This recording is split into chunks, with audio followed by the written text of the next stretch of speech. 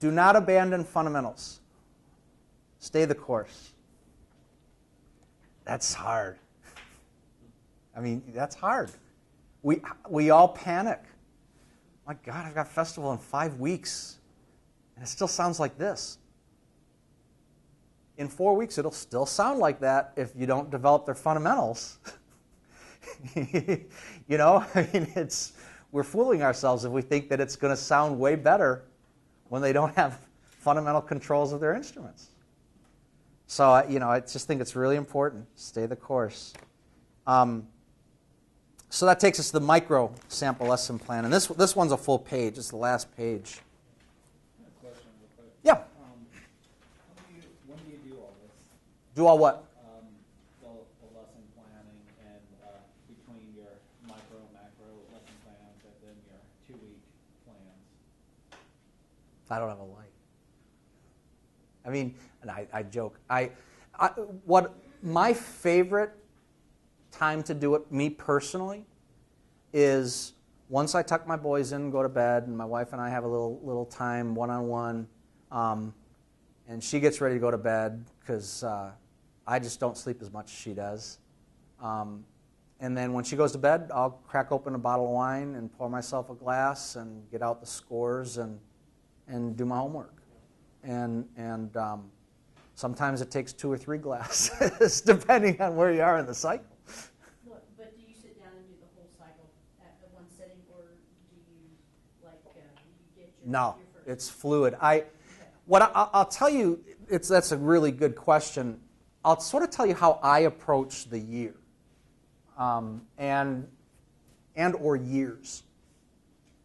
And I'll use the position where I'm just, I've been at Cal for 9 years, and I moved down to Georgia in 2002, and the building opened. We had no band. We had no tradition, and we had very little skills. So it was, I had a bunch of 9th graders. I had 60 9th graders in my high school band my first year, and that's it. And, so I evaluated their skill sets, and I decided really quickly, okay, my goal. I always try to have 1 or 2 goals for the year. I try not to have 6 or 7. I try to have 1 or 2 goals for the year. So that year my goal was by festival, I want them to have a characteristic, resonant quality of sound and an awareness of pitch. So knowing that was my goal, I selected literature that would develop those areas. And so our program, our first year, didn't have a lot of technique. We did Gordon Jacobs' March from the William Byrd Suite. We did Bach Prelude and Fugue in B flat. And we did Frank Ticheli's Fortress. And the reason I liked Fortress was it was based on the tritone. And so it was forcing them to listen outside of their comfort zone a little bit. And it was transparent. So it forced them to get past that middle school thick scoring safety in numbers approach. And they had to be able to play pretty exposed literature and still control the sound and the pitch aspects. There were not a lot of technical challenges in the piece. So I picked the literature for the whole year and just made it progressively a little harder each concert cycle. And then, at the end of the year, I always evaluate, I listen to recordings and of the band through the year.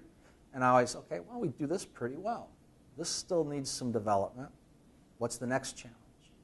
So year 2, it was about developing a little bit more technique and exposing them to technical challenges.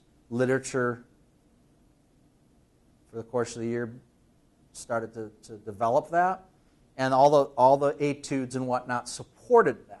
That's really where I developed it, and then they had to apply it in the literature. Year 3 became, we're starting to develop pretty good sounds, and we're starting to develop some pretty good technique, but we don't play very musically. Staccatos and accents and tenutos sounded a lot alike. Real good sound. But I want to start to detail inflection. So that became the goal. Does that sort of kind of answer? So I think about it in a year approach. Now, the fluidity of the concert cycle is, what I usually do is I'll just sit down one afternoon, one evening, and I'll map out the 2 weeks. And then every night, I'll sort of detail the lesson plan for the next day. I always just sort of stay a day or two ahead, and then I reevaluate after I listen to the recordings, and I make adjustments as necessary. So it's I don't plan out all 10 weeks because I don't have a crystal ball. So that's an exercise in futility, I found, because they're young children. And they're just not as predictable as we'd like to think. Some aspects are probably more predictable than we'd like to think, but not in the lesson plans. Does that address what you were asking? So this microsample lesson plan, you can see right off the bat that it's much more detailed. A lot of bullet points. You can see what I was talking about. Run C through H in Hammersmith. Work the woodwind 16ths, measures 90 to 94, then run C through F. Because 94 was after E. So I went a little past it, in and out of what we had just done. Then I was going to work the brass 16ths from 101 to 113. Run C to H. So I did a bigger arch again. Work woodwind trumpet 16ths, that run C to I.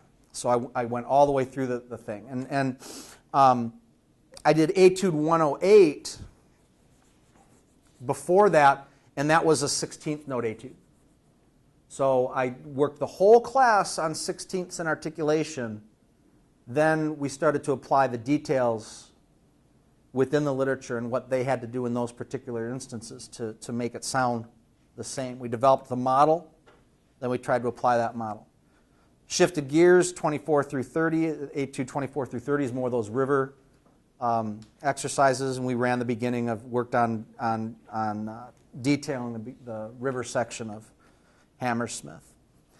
Then here's what I was talking about with the long-term gain thing. Lauds beginning to 65. I ran it.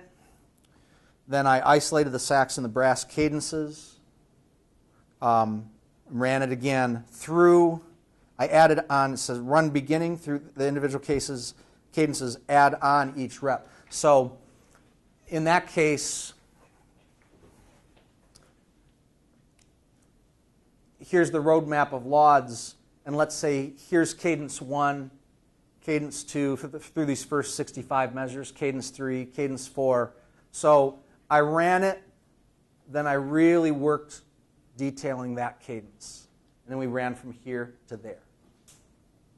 And could they arrive the way I wanted them to arrive?